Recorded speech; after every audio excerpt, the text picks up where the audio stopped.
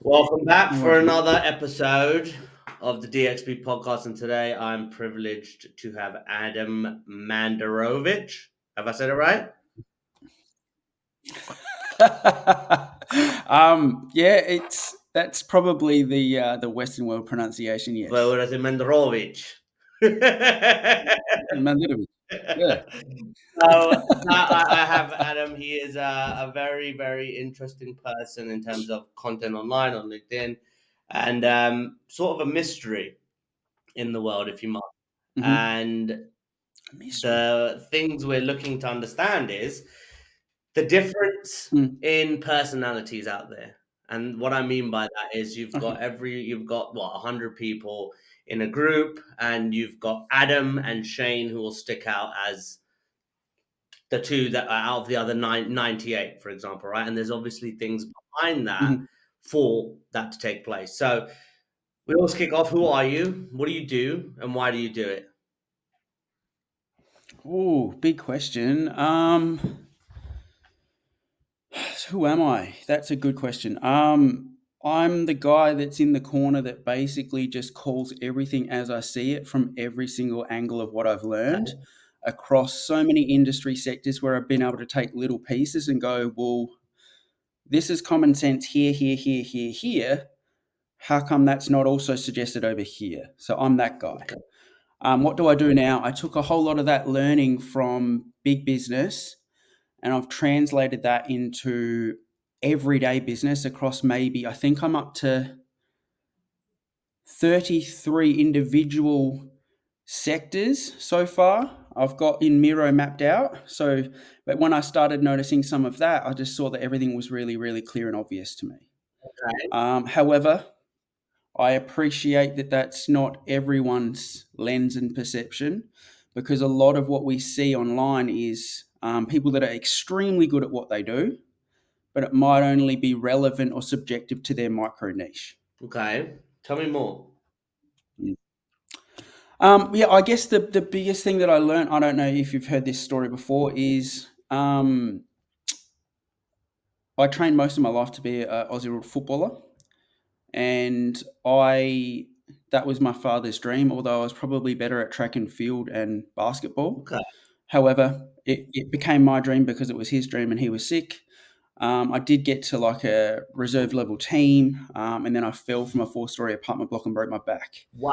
So, long story short, through the times that I couldn't walk, I had to get very, very good at things that I could do. And one of those things was learning a whole lot about business. So I actually ended up working in the boiler room in Carlton in Melbourne, which was next to Luigi Prestonenzi. No way. And yeah, man, Okay. we didn't know each other, but we were like one floor apart. And what we learnt in there was everything in terms of sales and in business was maths. So the years that I couldn't walk, I got very, very good at working out everything was maths and how could we see through this, how could we do this better, etc. And that gave me a whole heap of skills that I didn't have prior to that. Prior to that, I was pretty good at selling because I worked in high end fashion, and I designed like a selling system where we could sell people into multiples, and we didn't have to rely on foot traffic and all this type of stuff for really high end Mhm. stuff. That became the framework for what I later called closed circuit selling, giving people what they need to see, where they need to see it, etc. But that's probably the origin story. But taking that fast forward to answer your question exactly, I noticed in big business once I started working my way up after a whole heap of different verticals. So high end fashion, fitness, health, wellness, nutrition, and then I was back into doing banking. I noticed that every single time that a big company would go to market and they did a bid contract, right, for an application or a tender, it was 27 pages about us, not 27 pages about what to get Shane. Yeah. So I was like, well, hang on, let's wind this back a little bit here. Why are we, one, we're the best in the market, two, we've got the World Bank backing, and three, we're the only player that's transparent in the market. So we had open book pricing. I'm like, how are we not winning these tenders? So I went and read them. And I thought, um, would I actually read that? And that kind of stuck with me. And then I realized that consistencies of that actually told me a bigger picture of what I talk about on LinkedIn is marketing wasn't allowed to do marketing anymore because they're too incentivized to do no intent lead gen because they need to hit their conversion target of doing volume Yeah. gains. So what I learned through that process was they disagreed with what they were being tasked to build. I disagreed with what they were being tasked to build, and the customers disagreed with what they were being tasked to build. But let's break that down. So what that actually means was they weren't allowed to create educational content to create demand anymore because they're too incentivized to build contact details and names and phone numbers for people that are never going to buy. So what I did is I took all of those bid contracts, I rewrote them as sales copy from 27 pages down to 2, and then I wrote them into an animation, and then I got my new business team to send it to people. Shane, have you got time to view this? This is what we think we could get for you. Wow. And that became the premise of my permission-based creative because I then knew based on what you're looking to go to market from, I already knew the framework of what you were trying to achieve. So I could build educational content around that. That was part of the video. And the other side of the video was why you didn't go with this last time, so you're known objections. So what happened is 8 out of every 10 people that actually viewed the videos, they went to contract. So I was like, this is pretty easy. What's going on here? Wow. So then obviously I was able to stumble on the fact that, yeah, companies weren't really allowed to do educational content to create and capture demand anymore because they're too incentivized to build more people into the funnel they're never going to buy. So that was obviously pretty successful because building a sales cycle that went from potentially in big finance between 16, 18 months to 3 weeks, people were like, what's going on here? And I was like, well, we're just giving them everything that they need to see in one place. And coming across on their known objections, what it gets them, how it gets them there, and this is what it's going to look like working with us, Shane. How would you like to do it? And that became like my ethos, where I was basically then headhunted to do that for all of the FMO space, like big business. And I just thought this was too easy. Then I started translating that into the B2C world just to really test myself, and the same thing happened. And I was like, okay, why is no one doing this? Like, why are we just building stuff to get names and phone numbers to get bigger data sheets? So that's basically what happened, man. And then I started talking about it. I was on the Johnny Stofko show for Ungoogleable after he interviewed, I think, Jordan Belfort or Grant Cardone. And I told this story about how I built these content and then how Johnny and I had also worked at a company called Fitness First. And we were really good at the aggressive sales stuff way back in the day, right? Like this is like 17, 18 years ago. And I said, like, but like a lot of what I'm saying here is also translates to that. And this is how we would apply it. And then a whole heap of people hit him up for that. And then they basically started inboxing, man, could you do that for us? So that's basically it. But through that process of able to build out that exact methods of learning across, I think 33, I'd have to check in my Miro, 33 different micro industry verticals where it's all, the methodology of how to create and capture demand is exactly the same. Well, how to do it with those building blocks. And then I was able to refine that further. So yeah, that's basically me in a nutshell. Wow, dude. But yeah, a lot of what I'm talking about is really only business basics before all of the sales-led growth and the predictable revenue split outs, right? So I don't see it as revolutionary as some of the people saying that what I'm saying is crazy speak, because if you go back to like 2003, 2004, 2005, that was just called business basics. So yeah, that's me. That's a mouthful, mate. You said you was going to be quiet. Well, look, there's a ton of things that I've got from there. So you've got Yeah. an 80% conversion from an unorthodox strategy that most people are not aware of, and if they do want to learn more about it, they will be able to find some links and a little bit more detail about how to get to you, and then you can have your own calls with them. Breaking your back and having to go through that period of rehabilitation can definitely fuck with your Mm-hmm. mind big time. And Yeah, you man. seem like a built guy. You are very, very well dressed. And in terms of building Mhm. up that type of character from what you wanted to be to what you have become, there's a huge transition Mhm. there. What was like the driving force behind you when you broke your back and you were like, I have to do this? You could have given up. You could have been in a wheelchair for the rest of your life. Yeah, man. What Yeah, yeah. Well, they said that so the specialist said that I'd never stand. against Yeah, all odds? man. Yeah, Broke yeah, yeah. against all odds? Yeah, and I said pardon? you've broken against all odds now, so now you're in the Yeah. what? See, carry on. Oh, man. Well, how far do you wanna take some of these As stories, man? much as far as you want to go, dude. That's not that's that's not the only freak accident, man.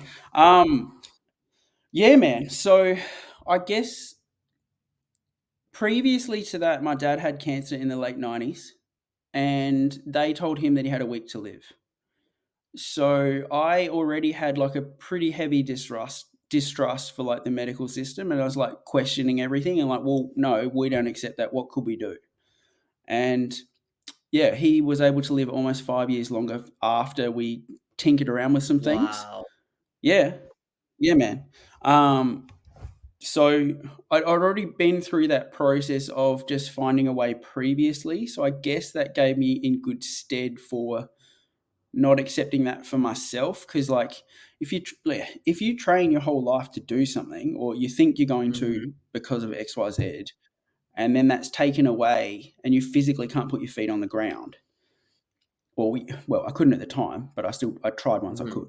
um, it's a pretty big reality shock. I guess I just didn't accept that that was the truth or the reality that I was being told. Not to say that that was easy, because there were once I could put my feet on the ground, because I also broke my leg on my right side in 17 places and 12 on the left. I broke my ankle, my foot, my wrist, dislocated both my shoulders, and I had reconstructive surgery on my palm. I don't know if you can see Yeah, a little that. bit. There, that's where I grabbed the glass, man. Oh my I don't know if goodness. you can Yeah, pick you can that see up. that. You can see it. It'll be up Yeah, in 4K. yeah, yeah, yeah. Um, and they said I'd never use my hand again. So I said, well, okay. Yeah, so it wasn't like one day couldn't put feet on the ground, next day playing football. It was, there were days where I would black out from pain from putting my feet on the ground. Like body would just turn off. They basically said that I would need to take like copious amounts of endone, which is like the strongest version of oxycodone, just to be able to cope. Yep. Whereas I did listen to that at the start, but then I realized that that wasn't really for me, because I couldn't really even hold conversations with people. So I kind of had to find herbal ways to decrease pain and inflammation, Okay. um, so that I could bust through it. And yeah, there were days where, like, progress back then was like, could I put my feet on the ground and move it 1 centimeter more than I could the day before? Yeah, man.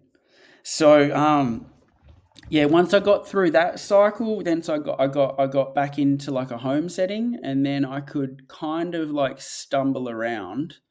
But yeah, my whole body would swell up in pain, because if you're broken that many Yeah. bones, it's like it's hard to explain what your body goes through, but it's almost like it was like a gauge of pain would build up, and then I had to lay down, and then I'd wake up later because my body would just turn off like that.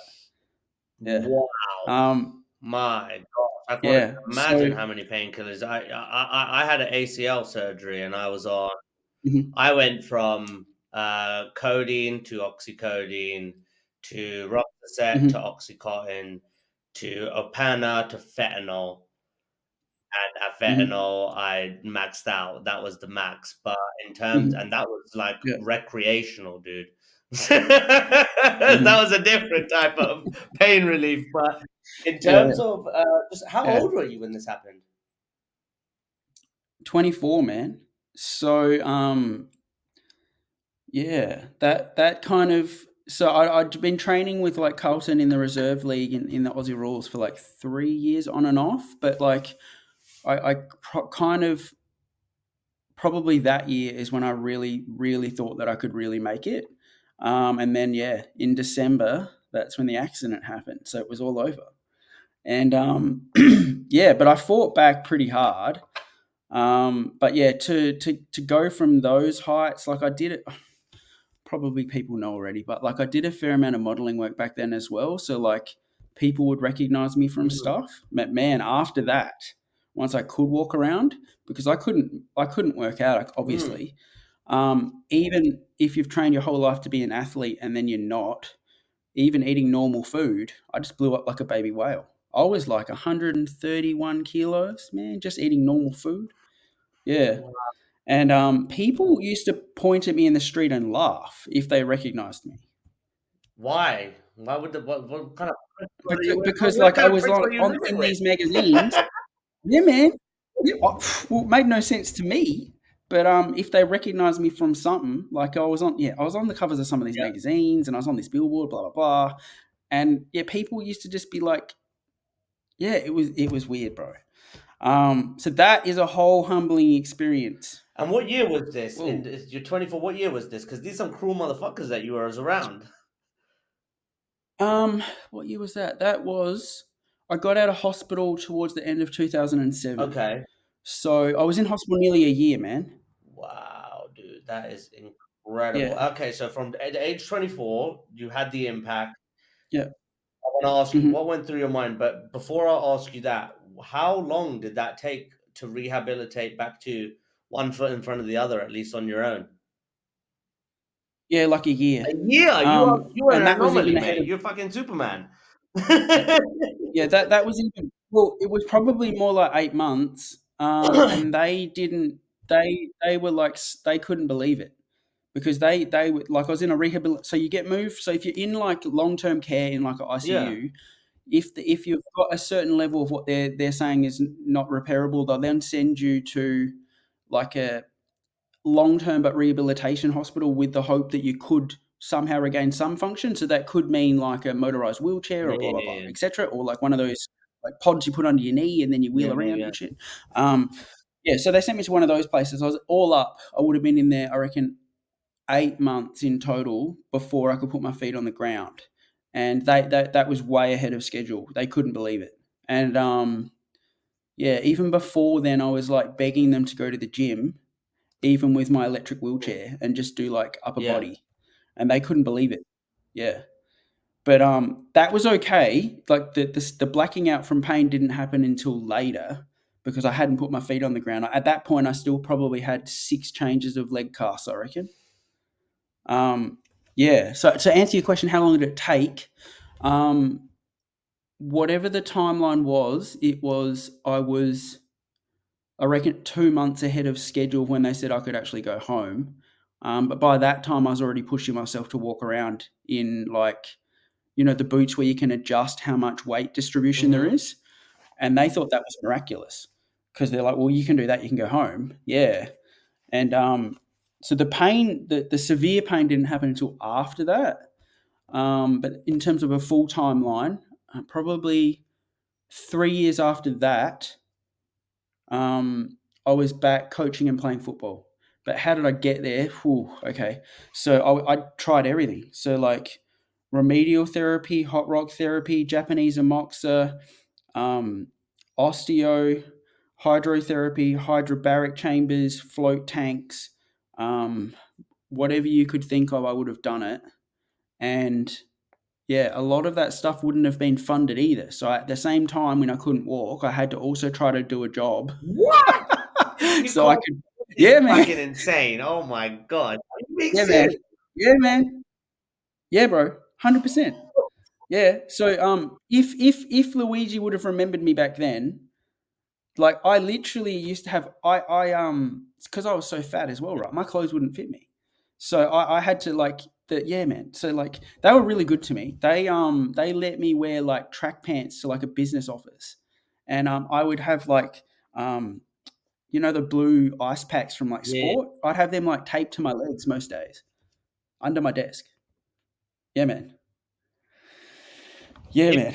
you And if yeah, anybody's listening to this right now and they think their life is hard with the little petty shit that they go through, I thought I had it bad. Like yeah, I man. had a heroin addiction, intravenous heroin addiction, like Yeah. 3 rehabs, 8 jails, 1 prison sentence Yeah. for 3 years in Mhm. America, then removed from the country, and like trying to build myself up from that. I thought that was quite a hefty journey, and it usually trumps those But wait, people. this And yeah. until today, you're the first Uh, person I've met in 37 years that has that yeah, man. kind of you've beat Oh, me, mate. but You've wait, got Shane, it's it. quite yeah, yeah, yeah. Trust me. So that was that. So I did recover from that, and I did all those Yeah. therapies, and I got back to basically going to like train with the football team, but like in the hope that I could do the warm up because like I thought there's no way I could run around an oval because my body would just black out, Yeah. right? Um, so I would just like do a little bit of ball work and I could move my feet. And I was like, oh, if I could just push like a little bit more, a little bit more, a little bit more. It was like back when I Yeah. was Yeah. walking and like 1 centimeter more than the day before. And then I could do like a 5 minute warm up. Then I could do a 10 minute warm up. Then I could do a 15 minute warm up. I'm like, I reckon I could play.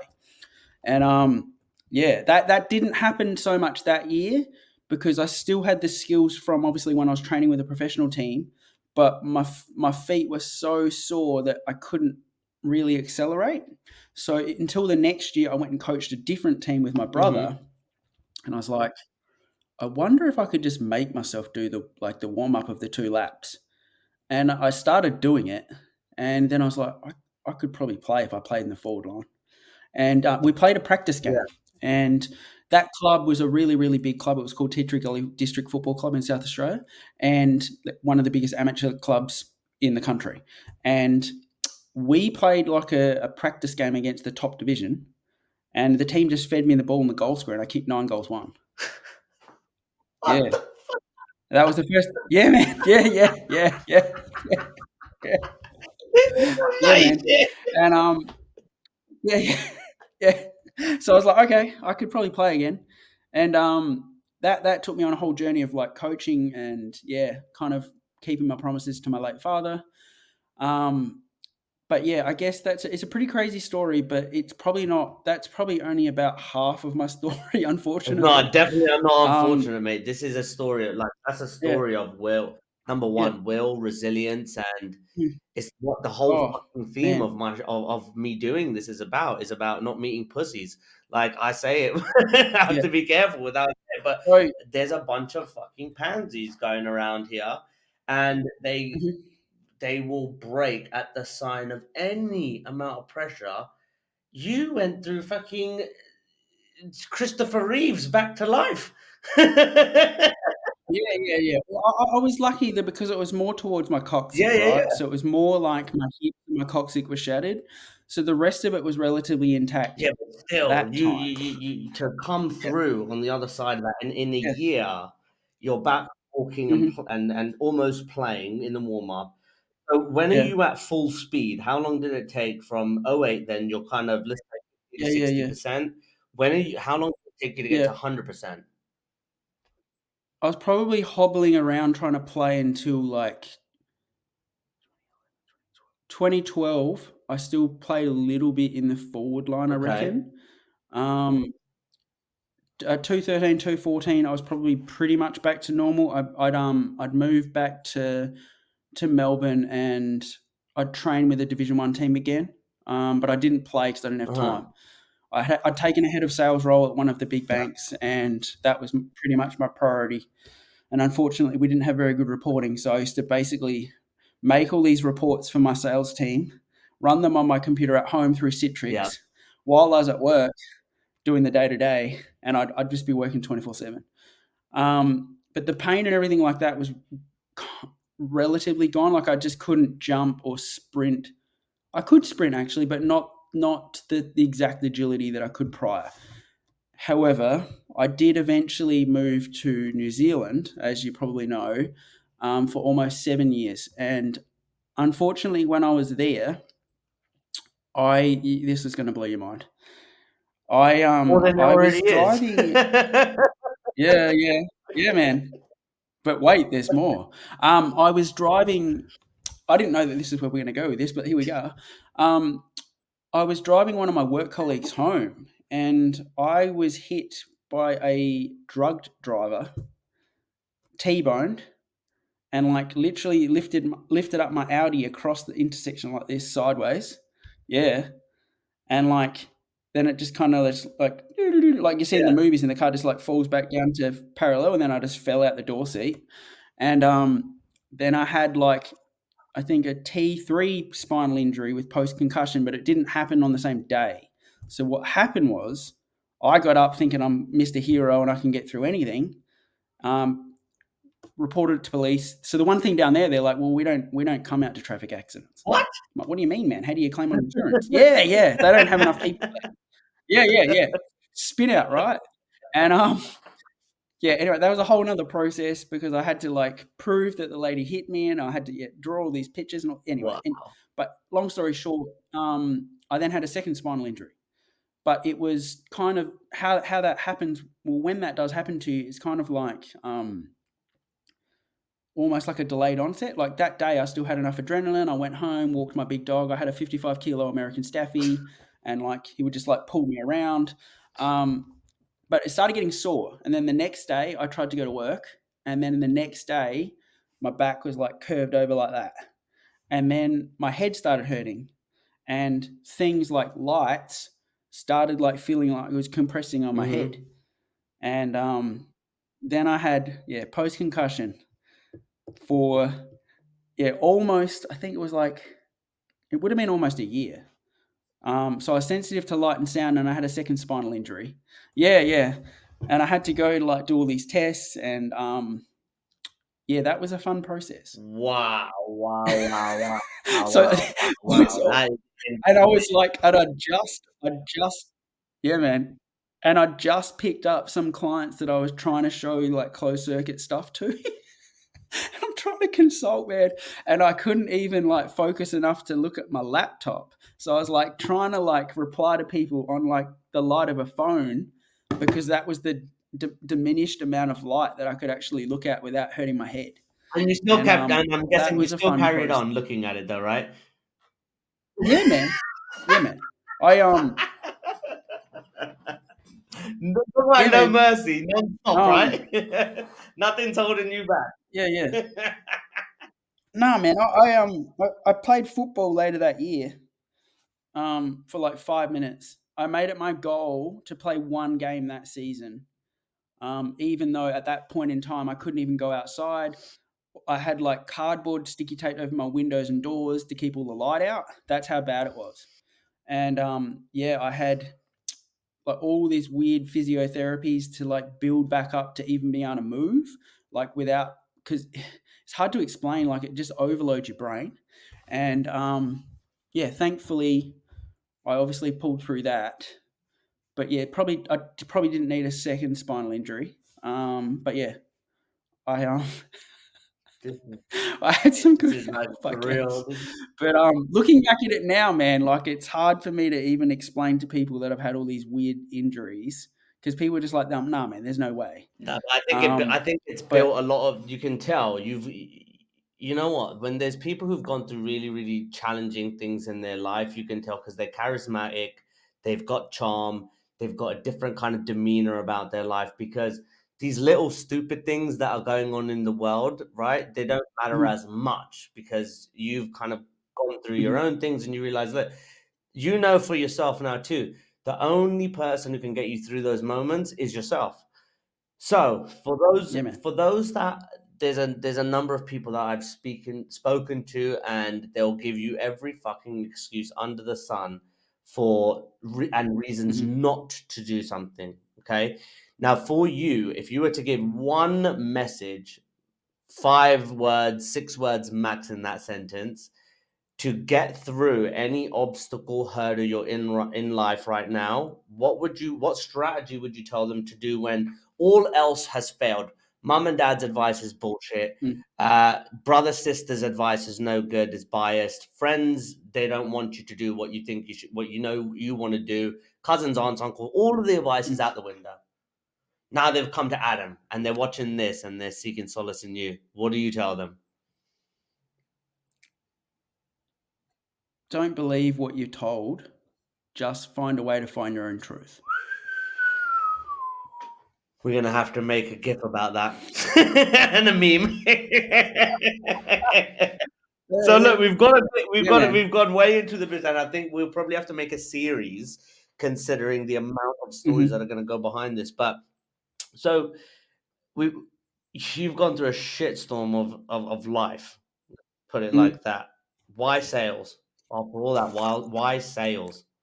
And yes, because you had to find something to do when you.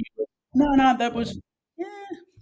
I think, funny that you should say that, right? Because you see so many people saying, like on LinkedIn or in public spaces, that salespeople don't start out to be a salesperson, right? I would say that a lot of people that, well,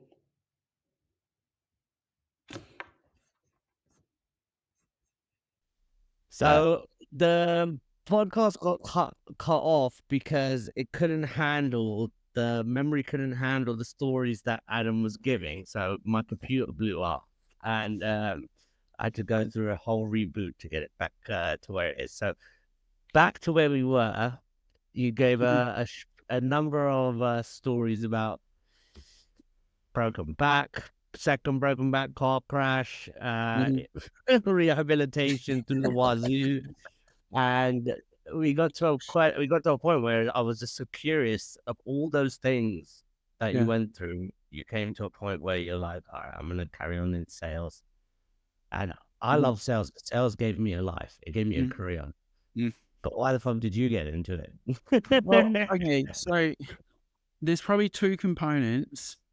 One, a lot of people that obviously have a large influence in this global arena talk about how they fell into sales and all of that stuff. I call bullshit on that, because people that generally grow up knowing that they could control a room or command respect or be able to be the intermediary to make deals happen by showing this company what this company needs to see and how they need to see it, they know that from an early age. So I knew that from probably, I don't know if I was 7 or 8. We lived in a small South Australian country town on like a surf coast, way out of the city. And Mm, all of my friends had a lot more money than what we did. And I felt really like, not embarrassed, but like I wish I could do more for my little brother and sister. So this is what I mhm. divide. So you tell me if I just fell into this years later or not, or I already had this plan or vision. We lived like near this really nice beach, and I saw like lots of like cool stones and like quartz and like seashells and all of that on the beach all of the time. So I came up with this Mm. plan where I was going to collect these stones and shells and then walk around and door knock to the retirees and ask them for money. And I got the money. So I Yeah. was selling like, yeah, legit, legit.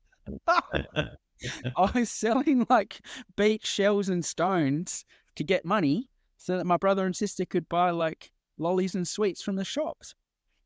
Wow. Yeah. You are a very, very good brother.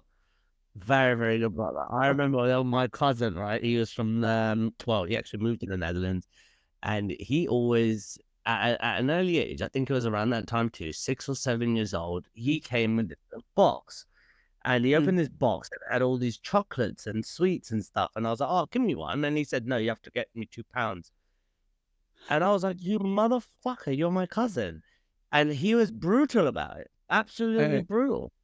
And it just so happened to be that, 30 years later, I met him for the first time. His younger brother died of cancer.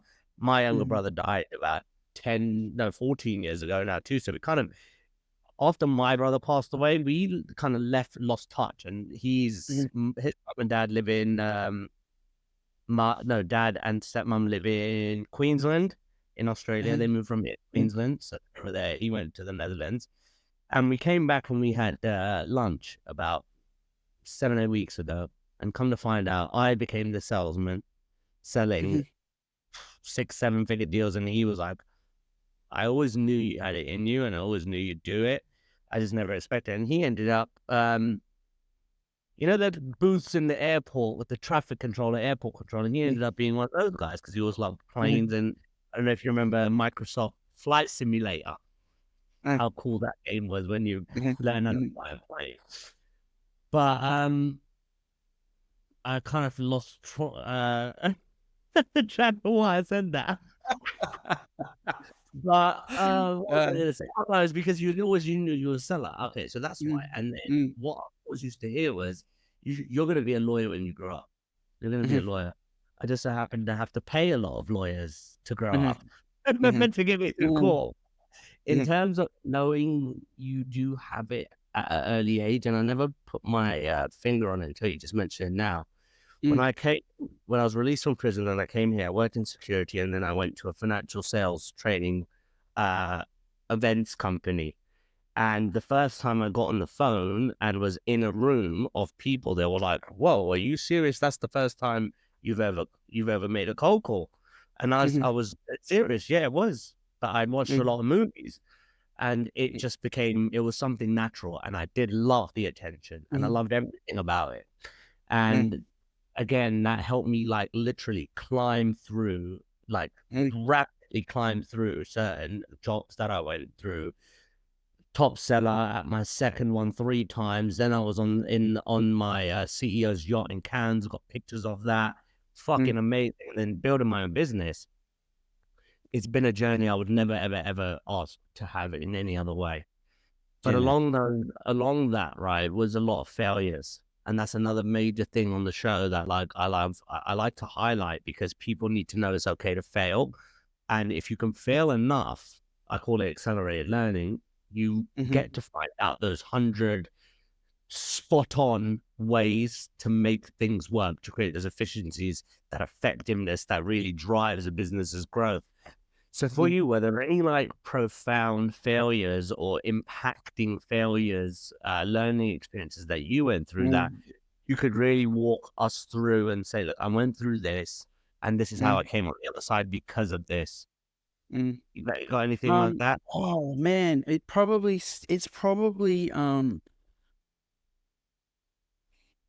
more layered than that. It's probably because my mum and dad broke up when I was 3.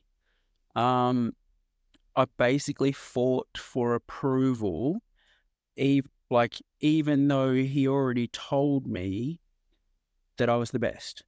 But like, so to give context, right? So we lived like a long way from being able to see him, and that was obviously a deliberate ploy by my mother, but I'm not going to get into that. But that's unfortunately that's what bitter people do. But anyway, so I basically now. So I know. Yeah. My ex-wife is doing it right now, so I know very well. Unfortunately, but Shane, we will live through the world where a lot of this stuff is going to basically play out and change. I think within the next 2 years, where they will be outlawed. We have to live there, because there has to be repercussion for that types of toxic behavior. But anyway, that's another conversation. That's just how I see the world. I live with prosperity timeline in mind, and I think about like how things should get better, because if we don't live there, then we stay trapped.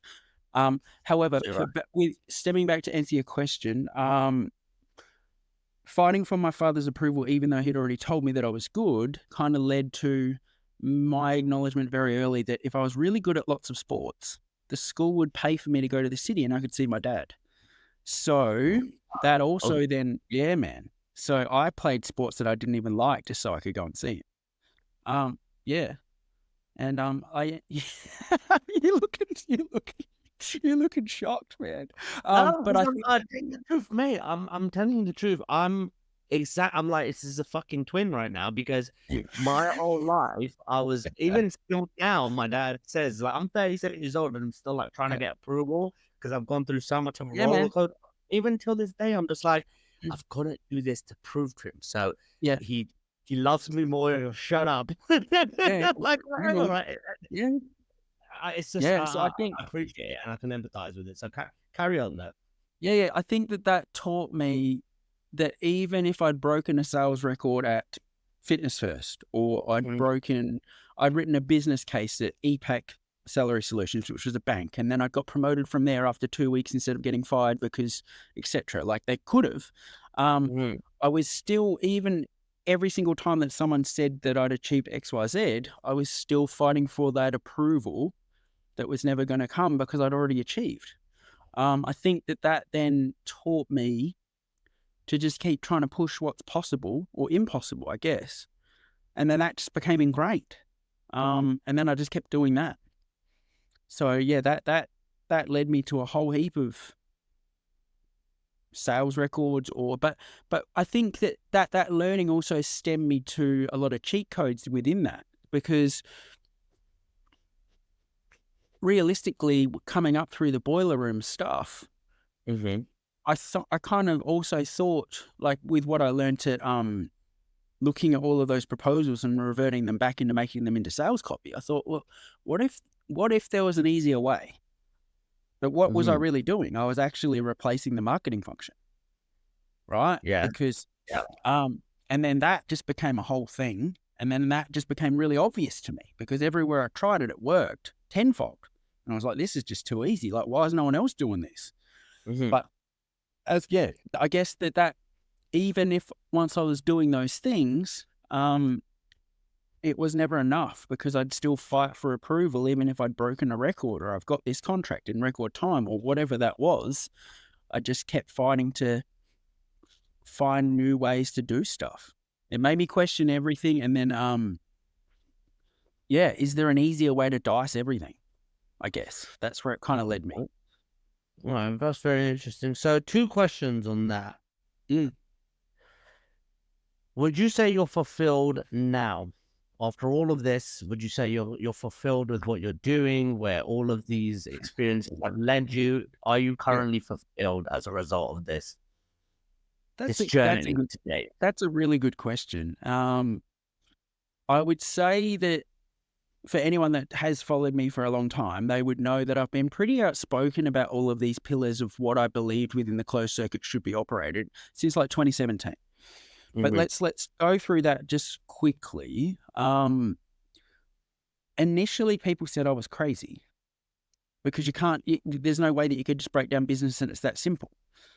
Or I could call out like all of these business functions. I'm like, yeah, but if it doesn't matter who does these pieces, if we do these pieces here, we get this result. Whereas now, probably in the last 6 months, other people are talking about some of the components that I've been talking about for probably more than 5 years. So am I fulfilled now? I find it fun, engaging, enticing that other people are talking about some of those things now, and it's becoming more mainstream. But for me, I just thought it was always obvious, where I guess that if that wasn't those people's lenses, they didn't see that. But fulfillment, I think there's still a lot more things that we can do, and I'm turning a lot of my methodologies and tried and true practices into another project, which I won't talk about just yet, but that will, that'll change a whole things again. But fulfill for right now, yes, because people are seeing the simplicity in what I'm saying now after all this time. But you're always going to get people that will come up against you, as you know, and say things are complicated when they're not, because they don't have that level of awareness. But that's a them problem, not a you problem. I wish I knew. I wish I figured that out a lot sooner, maybe, because there were so many times when I explained something to one of either someone in the network or a PR, and I'm trying to say, well, just look at it like this, and they're like, like they're taking a shit to think about it, and it never came to fruition. And then literally in the past year, I've gone through the biggest upside down transformation of my life in terms of a bomb that came my way, and I was able to channel it into good energy. And I'll tell you why I asked that question on fulfillment, and it's the main reason is because I was coached on it in 2021, and as a result of that, we had an incredible inside 6 weeks. Our first year in business, we did 300K, fucking. And that's service-based business, so that was really good for us. And then it came to a point where this year, through the podcast, I met with a guy, John Welch, his name is. I don't know if you know him. He runs a cold calling agency too. he articulated the true meaning of being, spiritual awareness, being present. I've never heard it in such a clear fashion. Mhm. And it's only like 4 or 5 weeks ago. I was always knew about it. I was always aware of it. I've always been led towards a journey of spirituality and just mindfulness and peacefulness. And until I Mhm. met him and he like put it in his spin, mate, the past few weeks have been mind blowing for me. Mhm. Mhm. I'm the CEO of fucking Rolls Royce tomorrow. I'm Mhm. going to be in the House of Lords, like people that are part of the House of Lords, Mhm. like billionaires that I was in a fucking 6x9 cell, and people were the words I was called me in that Mhm. unit to where I am now, all of it again from sales, and then now where I'm at, complete pieces, that fulfillment part. And a lot of people Mhm. don't understand that you can make as much money as you want, but until you're fulfilled, Mhm. that shit don't mean nothing. Mhm. Absolutely nothing. So we are cracking this bitch open, right? We've got another 15 minutes, and then we're gonna have to have another episode Yeah. that kind of like dovetail into the second thing. But Yeah. 10 years from now, okay, I've mentioned this Mhm. to you before. We actually had a Mhm. little preview about this question, And and some people kind of it does challenge them, right? Mhm. Some the typical question was, what would you have told yourself 10 years ago? But everybody asked that question. Mhm. What would you tell yourself? I don't give a shit about that. I want to know, how far can Mhm. you push your mind? How big Mhm. is Adam's imagination? So Mhm. I think we were a couple hours before. So it's 9:08 right now, Monday, the 11th of December. I'm speaking to you. I'm Mhm. in the process of building £1 million annual recurring revenue business that's at 90% net profit. That's going to exit in 2 to 3 years as an enormous powerhouse for a B2B marketplace on podcasts. Mhm. In 10 years, I could say I'll have my Rolls Royce Ghost, be in a Mhm. fucking massive house. Mhm. I'll be single still, but I will have a lot more kids, a lot of baby mamas, and and life would just be very, very enjoyable, right? That's Uh-huh. me. Yeah. And Yeah. listen, I'm looking over at the pool, and it overlooks into either the river or the beach, and life is good, right? Mhm. That's me in 10 years. Walk me through your imagination and what this very date in time. What time is it for you Mhm. over there, very quickly now in Australia? It is 8:30, or almost 7:45 All a.m. right, so 7:45, 2033. Tell me what you see. So I think that the largest component for me will be that a lot of the stuff that I was seen to have been crazy about will be proven right and be validated as the way. So from there, that will give me a really unique positioning to have built probably multiple ventures to on that line. So from there, I will probably have a renovated cottage at the top of Croatia. I'll Wee, have okay. my I'll have my surf shack where my brother and I grew up because he's a builder, and we'll do some really fancy stuff over there, which no one knows about, those secret spots that are still relatively cheap to purchase. But one day you'll get an invite, Shane, if you can surf, or you're willing to learn. Um, I think that, yeah, a lot of the stuff that I would have that I'm talking about, of all of these business pieces, that I would have not only built that into a go-to-market tool, but I would have also built that into a strategic technology. And at that point, people will then be asking how I did it. Okay.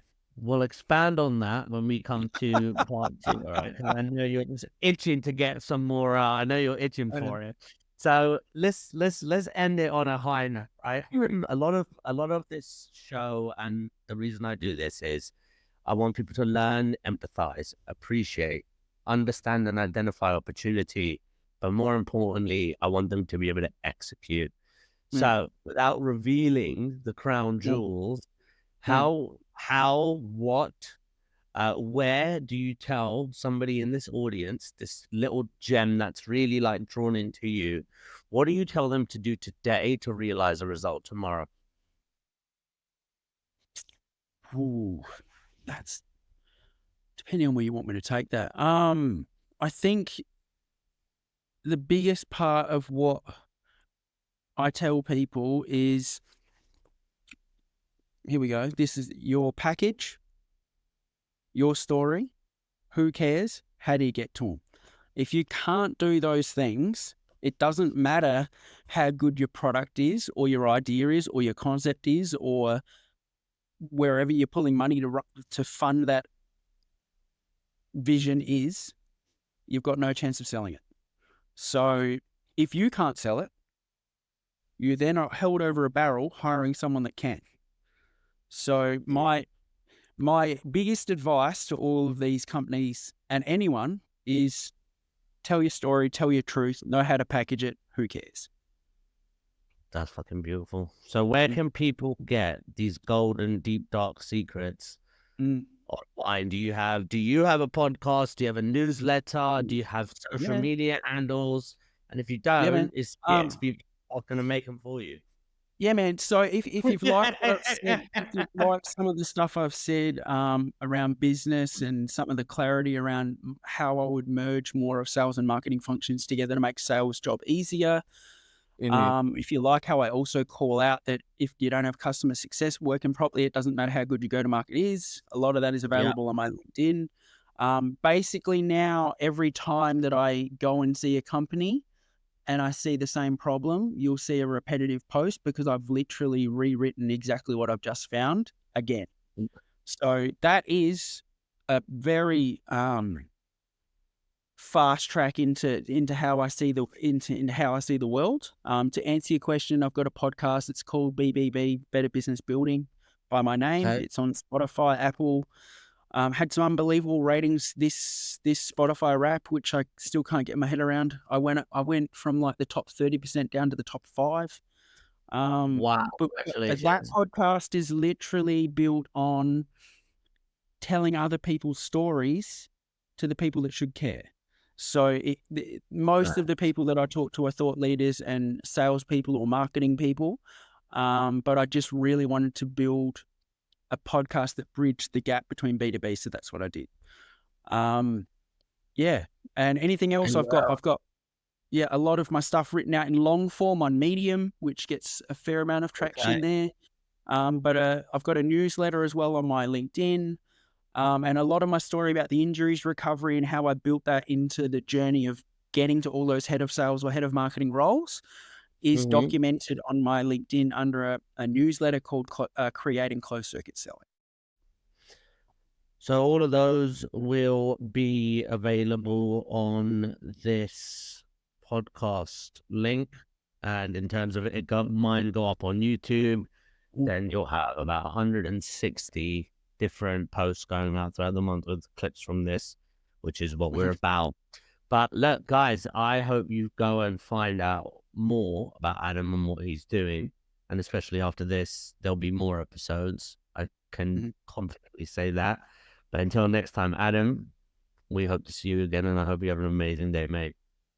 Thanks, man. I really appreciate the effort that we had to get this happening. And I didn't even mind getting up ultra early to jump online. No, I loved it. Thanks, man. Thank you. Stay on for a minute.